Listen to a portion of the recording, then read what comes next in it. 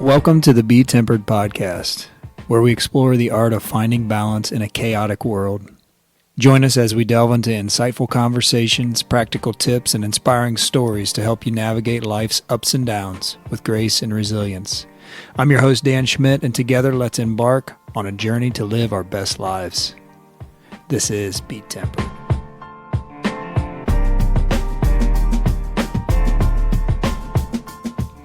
What's the living the dream? No, I like that. That's my motto in my life. You're living the dream. Yeah. Sometimes it's a nightmare, right? You can always tell. You can always tell how somebody's day's going if you say living the dream. But somebody will be like, or they'll be, I'm living the dream. Yeah, well, at least someone is. I didn't say it was my dream. I said it was. You can always tell how they react to that. Yeah. What's up, everybody? Welcome to the BeTempered episode number 4. We've been on a little hiatus here through the spring planting season on the farm, but we're back in action, and we hope to continue to record a podcast every week and keep this thing moving in the right direction. So we appreciate your ears. We appreciate you joining us and taking the time to listen to all the things that we have to say. So, Ben, spring been all right for you? Oh, yeah. I'm glad we got planting season done. How many acres did you plant? Overall, about 2,300 acres. So it was a challenging spring, it was the most challenging spring I have had in my, 10, 11 year career of being back on the farm helping Dad. We just had a lot of issues with the planter. We had, it seemed like when we had issues with the planter, the weather was good, and then we'd get the planter fixed, and then it would rain. And, we'd have to take a couple of days for it to dry out. And then it was a challenging spring for me mentally, because when you get in that mode on the farm and it's go time, all you want to do is get it done. Right. And, when it rains, it's one thing. That's kind of a little bit of a break. But when you have breakdowns, that's frustrating. So, it was challenging, but we got through it, and the corn's coming out of the ground, the beans are coming out of the ground, and so now we just, rely on Mother Nature to do what she does. Yeah. So, but we just got done with 4 planter boxes, so I know we under the feeling. All those planter boxes, those wear you out, don't they? They do. It's hard to plant those seeds in the garage and then move the planter boxes? Oh, we bought them at the store and just planted them in there. So already popped up to the ground. Oh, that's great. Wow. That's a lot of stress. Yeah, it's done though. So. Oh, that's good. Well, again, welcome. What we're going to do today is something a little different, seeing that we've had all these episodes and we've done so many different things. Right. But Ben and I both going through the 75 Hard program and the things that we've done in the past couple years. I think we talked about on a prior episode how I never read. Right. Until I went through that program, and now I read on a daily basis, and I've read some really good inspirational books that really make you think. And one of the more recent books that I've read is by Erwin McManus. I don't know if you know or have heard of Erwin. He's written quite a few books, but his most recent book is called Mindshift. It doesn't take a genius to think like one. And when I read this book, like I said, I've read quite a few books in the past couple years, but this is the first book that's really made me get out the highlighter and take notes and really kind of made me think about my life and my business and my family and my mindset. And so, as you and I talked about different podcast ideas, I thought, I've listened to some other podcasts where they do book reviews and they talk about things, and I think this would be a good episode. So basically what I've done is went through and highlighted a couple things that kind of jumped out at me, and we'll discuss these and, kind of give you some experiences that we have had maybe in our life, some stories that relate to some of these passages. So I'll just start here on page 9. Erwin writes, "Growing older by itself is no great accomplishment. Mostly it means I've avoided death so far. That, by the way, has not been no small feat. I've been close to death many times, facing down gunmen ready to shoot and stage 4 cancer that has already metastasized. But that's not the point of this book. However, I've learned that unfortunately most of us not only avoid near-death experiences, we avoid near-life experiences as well. We almost risk love. We almost pursue our dreams. We almost overcome our fears. We almost live the life we long for. We almost make the decision that would have changed everything. And then we get to the end of our lives and we realize that we were so close. We were always just one choice away." So when I read that, I thought back to, in my life, what have I done or not done that I think, man, I should have done this, or when I did this, this was the reason I did. I took that leap of faith, and I don't know if there's anything that comes to mind for you that you can think of where you've taken that leap of faith, or maybe you didn't, and you look back and you think, maybe I should have done that. Yeah, I think, like I said in the previous podcast, like the mission trip, that was the biggest leap of faith that I took at that point in time. And then, so I feel like volunteering sometimes is kind of the same exact thing. We're all busy, we're all trying to find time, and those leaps of faith. But really, that mission trip, that was the first time I took that leap of faith. And it's just, when you make the leap of faith, you're rewarded, twofold. And you realize kind of the different priorities in life. And so the mission trip, that was the big one for me, the first leap of faith. I feel like before that, every time it was like, nope, too busy. Nope, not enough money financially. Right. You're never feel like you're settled enough to be able to take those leaps. And I feel like that first time you take the leap, then the next time it gets easier and easier to realize that you can stretch yourself more and more and grow more and more. Yeah. No, that's a good example because, it's way outside of your comfort zone. Like you said, you can always find an excuse to not do something.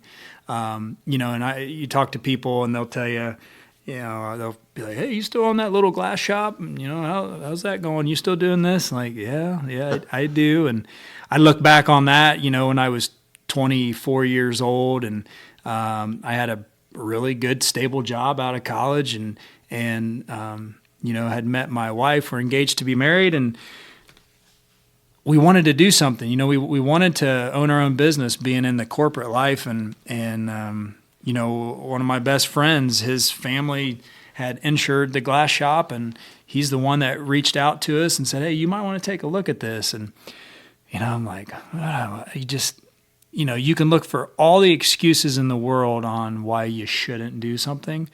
And looking back and thinking through the whole process and how it all went down, I'm where I am today because of taking that leap of faith. And, it's amazing how many people you talk to and they say, "Oh, I had this opportunity to do this or to do that, or I wish I would have done this, or I wish I would have went into the military, or I wish I would have, I had a chance to buy this business or to buy this house or whatever." And we can always find excuses, and whether that's financially or, it's just not the right stage of life. When you take that leap of faith, like you said, usually once you do it once, it helps you down the road to be like, "Hey, I stepped way outside my comfort zone to do this when I went on that mission trip, and I can do this too." So, I that was just one of the things that kind of hit me was, looking back on my life, and continuing on through the book. Actually on the next page, it just says, "For most of us, the tension is not between good choices and bad choices. The real battle is between the easy good and the hard best. Did you choose the wrong major? Did you choose the wrong career, the wrong partner, the wrong city, the wrong dream? Did you settle? It's so easy to get it all wrong. It's as though there's a gravitational pull towards mediocrity. The more determined you are to maximize your life, the more challenges you will face. I'll read that again. The more determined you are to maximize your life, the more challenges you will face. The more you are unwilling to be satisfied with the status quo, the more you will find yourself facing resistance. It's tempting to choose the easy road, to settle for mere existence. But the obstacles and challenges and crises you face are not interruptions or detours on the path of life. They are the very context for life itself. That's huge. That's big. I mean, the more you do in life, the more things that you take on, whether it's, coaching a youth football program and then coaching basketball and then the more you do, the more problems you have. Yep. The more businesses that I take on, the more employees that I bring in, the more investments that we do, the more farm ground that we take on or we purchase, the more problems that you have. And so I find myself a lot of times, I feel like I'm banging my head against the wall, right? Because, you've been around me now for, a couple years, but, in a much closer capacity, 3 to 4 months. Right. You see the bullets, Yep. You see the personalities, Yep. the customers. There's just so many challenges. And so a lot of days I get caught up and I'm like, what in the world am I doing? Right. Why am I, it just feels like it's just a constant, just gut punch, Right. Just getting your butt handed to you every single day. But part of me, that's what I like. Right. I like those challenges and I like to try to figure out how to fix those challenges. But it's not easy. No. And I feel like the more you go through, the more, I'm sure when you first took over the glass company, you were making mountains out of molehills, Oh, yeah. And the more you get callous, the more that you deal with stuff, you're like, okay, this is just part of the process. Yeah. It is. Yeah. And you're exactly right. I think it's like that in anything, all these podcasters that we listen to, they talk about how every time that you step to that next level, you level up, you realize that those issues that you thought were issues, 6 months or a year ago are not issues. Right. Now there's bigger issues, but then you continue to work forward, you continue to push through and persevere and you level up. And those problems are not as big as they were in the beginning. Right. So I just think if you don't push yourself through that adversity, you will not grow. Right. You cannot get better. You will stay the same. You'll be stale and you'll just live a life of just constant negativity and always talking about the past. It's amazing how true that is, nothing worth doing is ever easy. And that is so true. Mm-hmm. So we all search for comfort and, comfort is the enemy of growth. Maddie talked about that, and all these guys, these inspirational guys, that's what they talk about. Comfort is the enemy of growth. So you've got to be willing to get uncomfortable to get better. So, that was just another passage that really kind of hit me. Was like, wow, that's a very, very true statement. So I wish and I hope that all people would look upon those challenges that they face on a daily basis, that, they make a big deal as an opportunity to get better. Right. View it as a springboard to your next level. That's right. That's right. So moving on through the book here, talks about always make room for the people to go with you into your future, but never sacrifice your future for those who want to stay exactly how you are. You need people in your life who will cheer you on as you risk and grow. You need people in your life who will celebrate your success. Don't spend your time trying to lead people who don't want to go with you, and never try to coerce people to follow you. It never works and never lasts. Paint a picture of a future that seems impossible and yet compels you to try to create it. And know that there will be people who will also carry that dream within them. You are the voice that gives sound to the vision, but each person must embrace the vision for themselves. So, to me, when he talks about make room for people to go with you in your future, but don't force them. You want to surround yourself with people, I feel, who are smarter than you, who have done things that you aspire to do, that you respect, so that you can continue to level up. Yep. And if you're trying to lead people who don't want to go with you, I mean, in our business, we have that. I mean, we have people who have been there a very long time, Right, and are very good people, but are very set in their ways. And it's hard for people who have done that to see outside of that and to see that, hey, it doesn't always have to be exactly how it was. right. In fact, if it's how it was, we're not growing. We're dying. So it's been a learning process for me to try to figure out how to continue to improve as a business owner, as a leader, not only in business, but in the community in general, and trying to make where we live a better place. It's a great place, but there's always room for improvement, just like there is with us individually. So, just trying to attach yourself to people who not necessarily are on your team, but are always pushing you to be better, questioning you, why are you doing that? Right. And maybe offering a different perspective on what have you thought about doing it this way? I try to ask questions to, it's not always an older person, but someone who's maybe retired from a job or a business that they've done for a long time. They've obviously been through a lot of experiences, so I try to learn from them. Right. The old Chinese proverb is, if you want to know the road ahead, talk to the people coming back. Right. That's a very true statement. Is you can't figure everything out on your own. I mean, you can try. Right. A lot of people do that, but if you want to know or have a good idea of what lies ahead, talk to those who have been there and done that to try to help you to maybe avoid some of those failures or circumstances that they went through. Right. Or how to get through it. Yeah. Yeah. You're going through something, talk to somebody. Well, I've been through the same thing. This is what I did. This is how I got through it. Right. Right.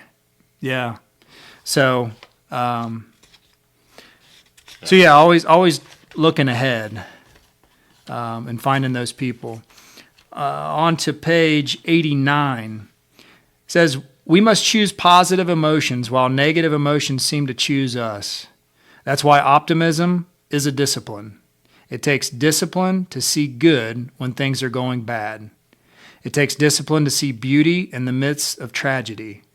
It takes discipline to see the best in people when they let us down. It takes discipline to forgive the person that does not deserve it. It takes discipline to reject the negative voices in our heads and choose to listen to the optimist who's cheering us on. Every problem you will ever face will ultimately boil down to people. It will be a perfect world if it were not for people. People will always be the problem, and they will always be the solution. You are not exempt from this dilemma. You and I are both the problem and the solution. It's why the most important skill you will ever learn is to forgive. So there's a lot of things there. Yeah, it's a lot to unpack. There's a lot to unpack. It's easy to be negative. Yep. That's the world that we live in. Any conversation that you have with any person, doesn't matter who it is, there's typically always something negative. Mm-hmm. There's a criticism about someone. There's gossip about someone. There's, instant negativity is so easy. And that's why, when he talks about optimism as a discipline, it truly is. 100%. Yeah. I mean, you can get sucked in. I mean, just turn on the TV and watch the news. Yep. There is not much positive. No. And they talk about anymore in the news, you learn, you're taking in something on a 30-minute show, a 30-minute news cycle that our past generations wouldn't even have known about. Right. From all over the world, you're hearing about all these different issues that our minds aren't ready to handle all of that. Yeah, and it's so divisive. It's so negative. And man, you see it when you talk to individuals. It doesn't matter if it's business, if it's sports, if it's school. I mean, you and I have just had a conversation about our school, right?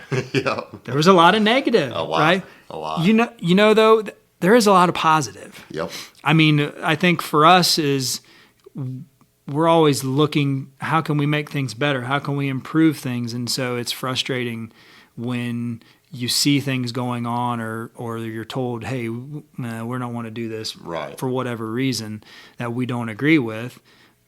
At the end of the day, that kind of is what it is. So what can we do to be positive about it? Well, if our kids or the kids at the school can't do this, guess what our kids can do? They can do something else outside of the school, to continue to improve their academics and their athletics and whatever it is that they're doing. Right. Or get involved at the church, get involved in the community.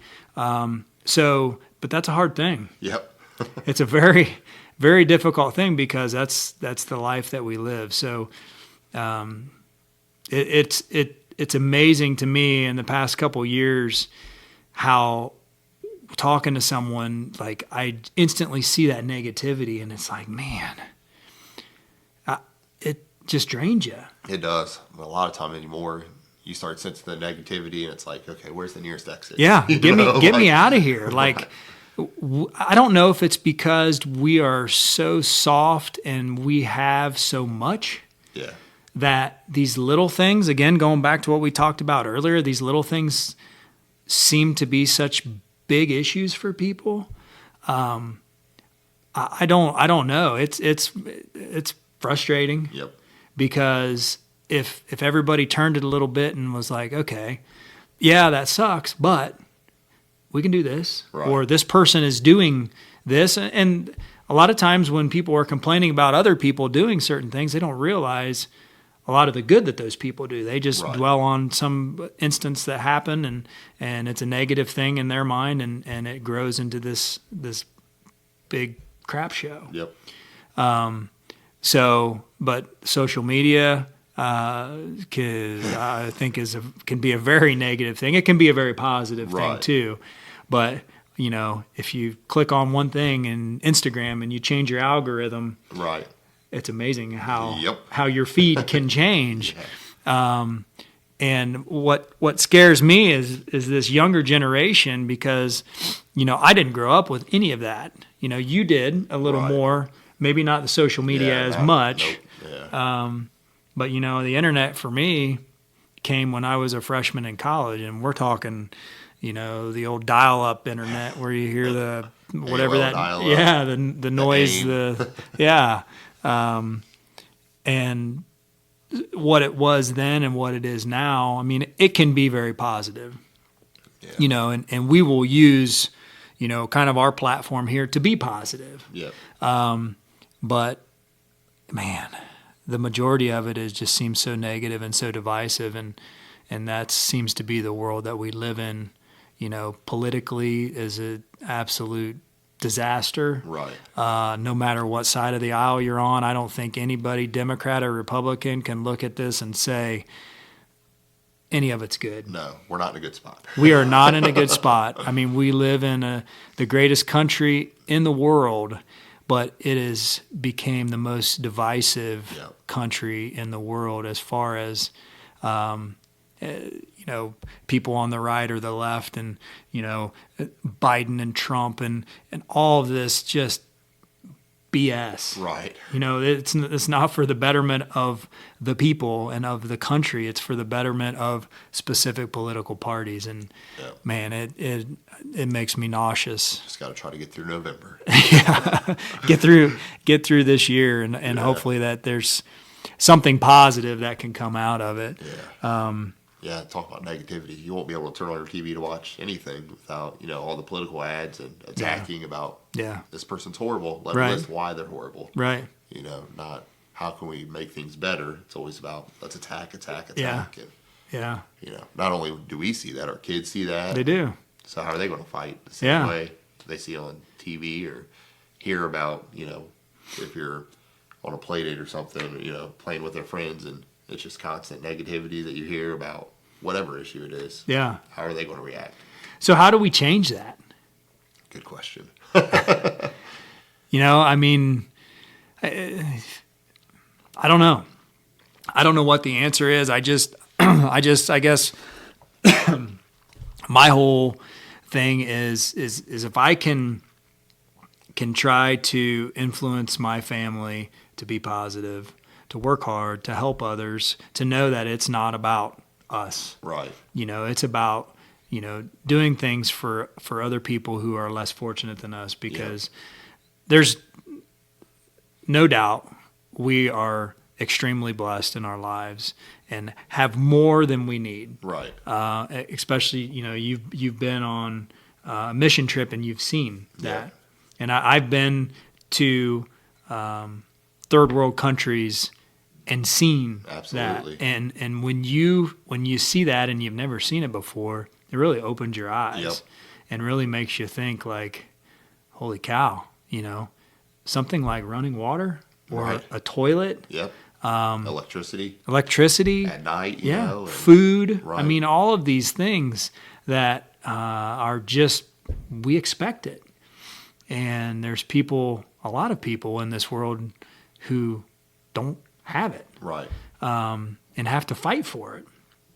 So I don't know what the answer is. I think for me it is, let's start with our family. Yeah. And let's see if we can be a positive influence that others, we don't have to say anything, but if others can see how you interact with people and how, you go out of your way to help someone, and then allow that to feed, onto your family or to other people's family. It's gotta, that's how it has to happen, because if we wait on media and we wait on our world leaders and our politicians, it's not going to happen. Right. So it's got to start with us. And I think that's really kind of part of this podcast is just trying to get a message out that we're not looking for anything to gain by this. We're just, trying to figure out how we can make our little community a better place. Right. How we can help this younger generation and our kids and their friends and their families, get better in their lives and not necessarily be the best athletes in the world. That's not what it's about. I want to see these kids be good people. Right. I want to see when my freshman son and the kids that I've coached, in sports for a lot of years, when they get out of school and they come back, I want them to tell me how, they've helped people or what they're doing in their community to get involved in coaching or volunteering at their church or whatever it may be, to make the world a better place. That's my ultimate goal with my life, with this podcast. Just trying to help others to be a positive influence on people. Yeah, that's whenever I coach and stuff, the three things that I really try, you can't coach attitude and effort, and that's something you try to teach the kids, and this age group we're coaching now, it's a challenge. Attitude and effort, that's, and they're kids, but you're trying to mold as much as you can there, then work ethic. Yeah. You talk about athletic ability and stuff like that, but it's like, man, if we can just teach these kids how to have a good attitude, always give their best effort and work ethic, they're set up for success. But, you almost need to be coaching the parents. Yes. Well, that's what you constantly hear is, my dad hears, my dad says, and, and it's like, man, yeah, I understand.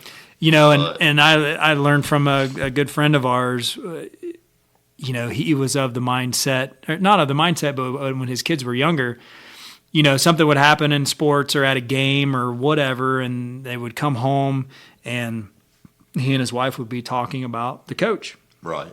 Or talking about another kid in a negative way. Boy, these kids are sponges. Oh, yeah.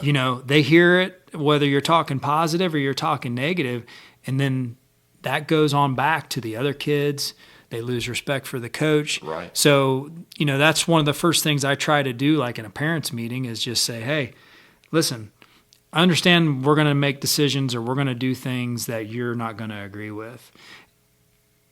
Don't come to me after the game when Right. you're emotional, when you're upset about something. Give it 24 hours. Right. Rest on it. Think about it. And then if you're still upset about something, call me and let's get together and we'll have an intelligent conversation. Right. And don't talk negatively about me or the other coach or any of those kids around your kids. Right. Because, that negativity, just like positivity, will grow and that fire will grow.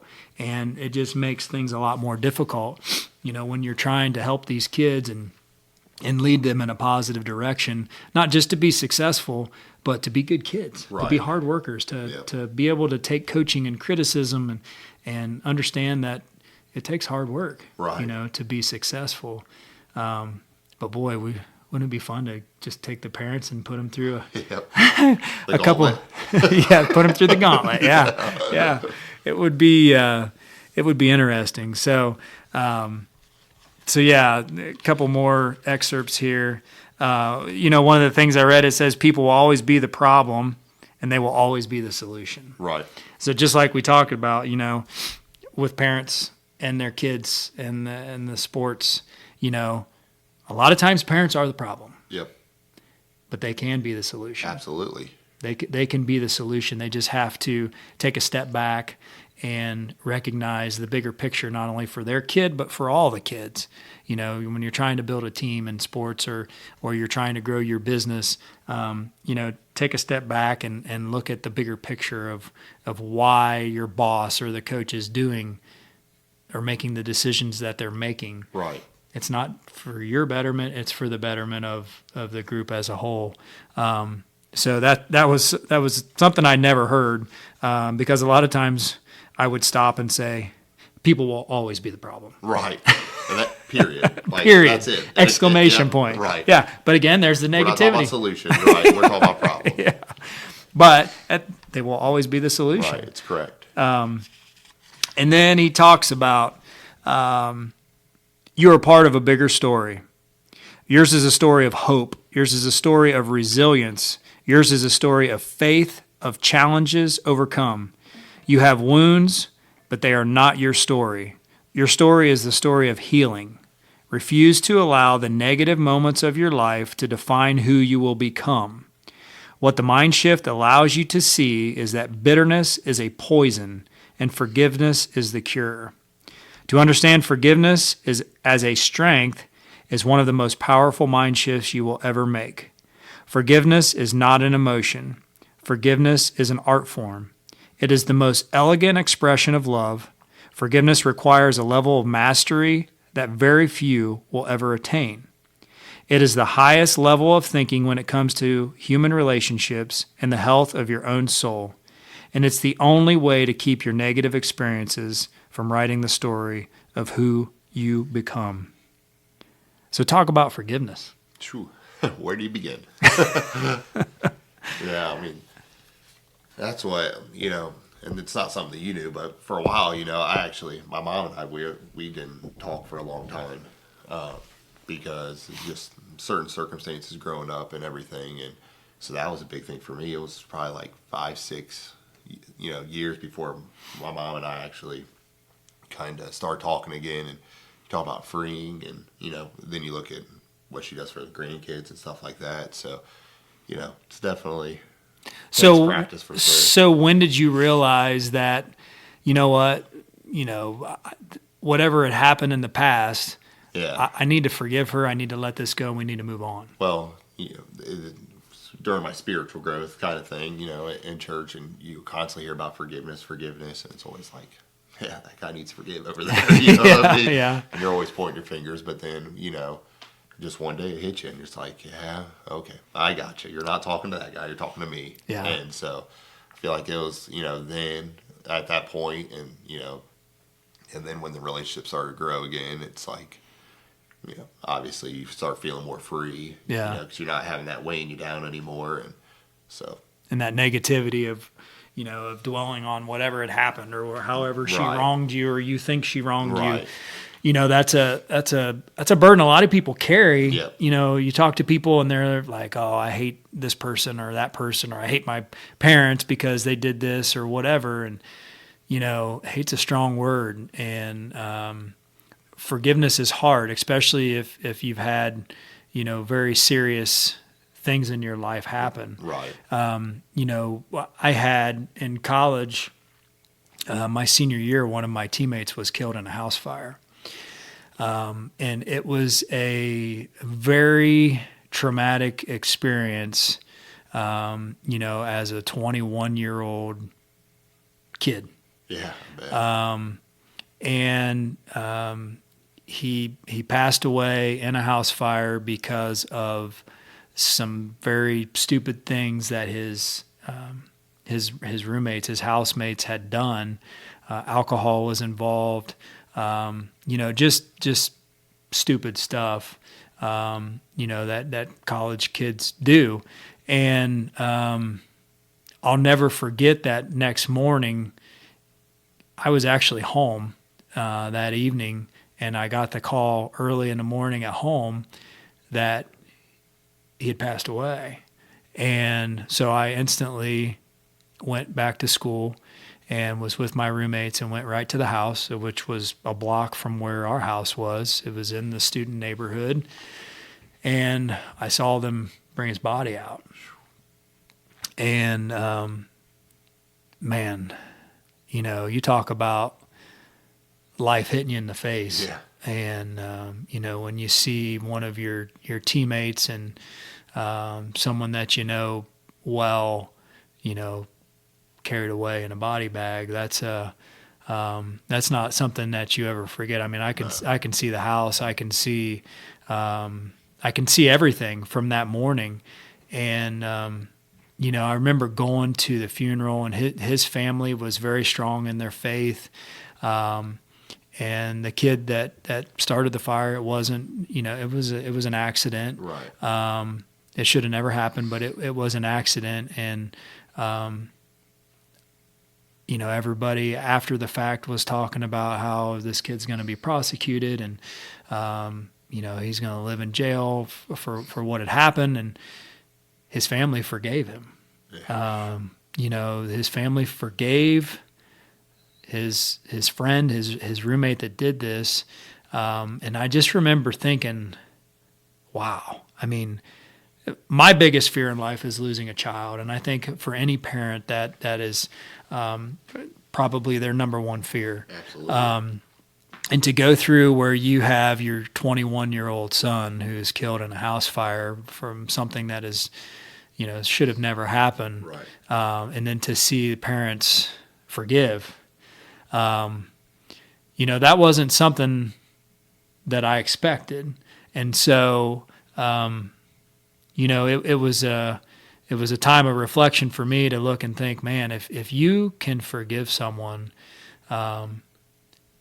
that did this, and your child is no longer alive, you should be able to forgive about anything. Right. It doesn't mean that it's not going to hurt. It doesn't mean that you're ever going to forget. But that's a big deal. Forgiveness is a big deal. So that's for me, that's the best example I have for forgiveness. I mean, luckily in my life, I haven't had, a lot of wrongs that have happened to me where I would carry a burden and or carry that hatred or whatever, where I wouldn't be able to forgive somebody. But I have other family members in my life, who had some hatred for their parents growing up because of some things that had happened, and just kind of watching them as a kid growing up, never understanding why, Yep.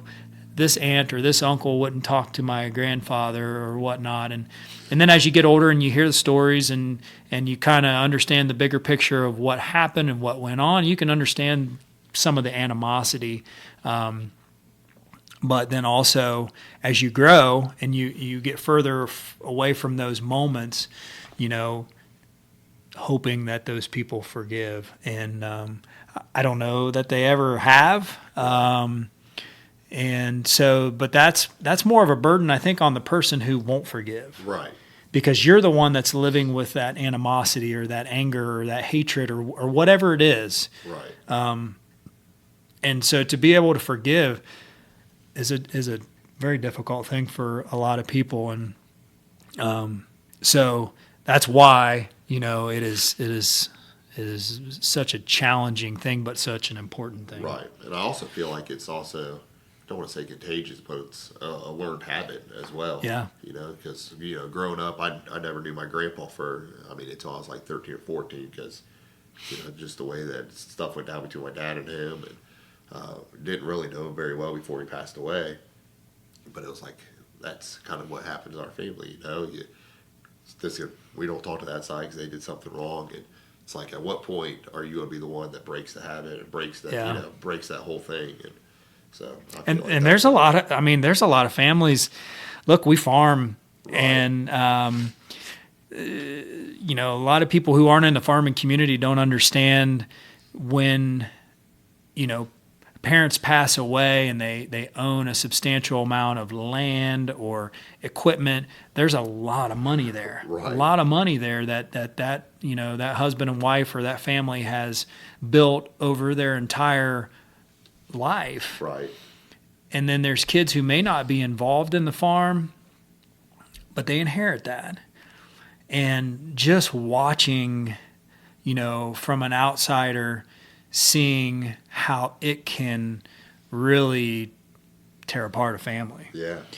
Especially if the family wasn't super close to begin with, and then you throw all that into it, and you hear a lot of things that are said, and you see a lot of things that happen, and it's like, man, there's got to be some forgiveness somewhere, right. because you're going to carry that animosity to your grave.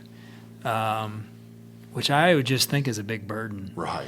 And it's hard for me to comprehend and to understand how someone can do that. I mean, when people feel like they're wronged for whatever reason, no matter how big or small they make it, I get it. I understand. But, man, just take a step back. Right. Take a step back and look at the bigger picture. And I don't know. It's an interesting topic. It's a difficult thing to do. But I try with my kids to, hey, just because your brother did this, or did that, doesn't mean you do this. Right. You forgive him, and let's learn from this right. and get better. And luckily, they give you a lot of. At least my boys, they give a lot of examples of how we can forgive. Let's say daily, sometimes right. hourly. School's getting ready to be out tomorrow, so it'll be a daily thing. Yeah, we're going to have to a lot of practice. Yeah, that's a lot of practice and learning how to forgive. Trying to think if there was anything else that we wanted to talk about this book. I like I said, it's been a couple months since I read it, but going back through and reviewing my notes, it just, those were some things that I had highlighted, and that really kind of hit me. But just kind of going back through them just to bring this podcast to a close. Talking about taking risks to make that change, and how difficult that can be. If there's something out there that you've been wanting to do, I have a sister-in-law that she's a writer. She's been wanting to write. She's got a young family. They just moved. And I know that's something that she wants to do. Sometimes you just got to do it. Right. You just got to figure out a way, and it may just be a little bit at a time. It's just like us doing this podcast, right. We came out of the gate pretty strong, and then we knew planting season was going to slow things down. But I'm committed to this. I want to see this thing through. I want to see where it goes, and right. If it's like we talked about in our first episode, if it only helps one person, we did it. Yeah, that's it. I'm not looking for anything other than that. So, taking that risk and don't hesitate to do it. Talk about temptation, settling, taking the easy road. I think we've we've pretty much hit on that we understand that life's not easy, things aren't easy, but that's why it's worth doing, because you're not going to grow sitting on a couch. Right. I mean, you're going to grow, just not in the right direction. Right. There'll always be old friends in your life who will talk about the past. That's okay. It's sometimes fun to talk about that stuff, but just don't live there. Yeah, don't live there, and you want to surround yourself with people who are looking to the future, who are looking to make you a better person and help you grow. Negativity, negativity's easy. Try to avoid it. I mean, my wife and I get caught in that sometimes, where we'll be talking about whatever it is and it's negative, and she'll be like, why are we doing this? Right. We need to stop this. And so you have to make a very conscious effort in fighting through that negativity to be positive. And so that's a difficult thing. And then finally, forgiveness. Forgiveness being very difficult, but one of the most important things you can learn and do in your life is to forgive those who have wronged you. And that's very important. And so if you're carrying that burden for whatever reason, really kind of step back and look at the bigger picture and think, how much better will my life be if I forgive this person and we mend that relationship. I think that's important for everybody. So anything else you have to add that you can think of? No, nothing to think of. Well, good. Well, we, again, appreciate everybody tuning in and listening to episode number 4. We will be starting to share these podcasts on social media, and we ask that you like and share. Currently on iHeart Radio and on Spotify, hoping to get on Apple, working through those logistics and all that stuff. So check us out at BeTempered.com. Like and share these episodes if you feel they've made you better in any way. We'd love to help anybody that we can out there. So again, thank you for your time. We hope you enjoyed it, and go out and be tempered.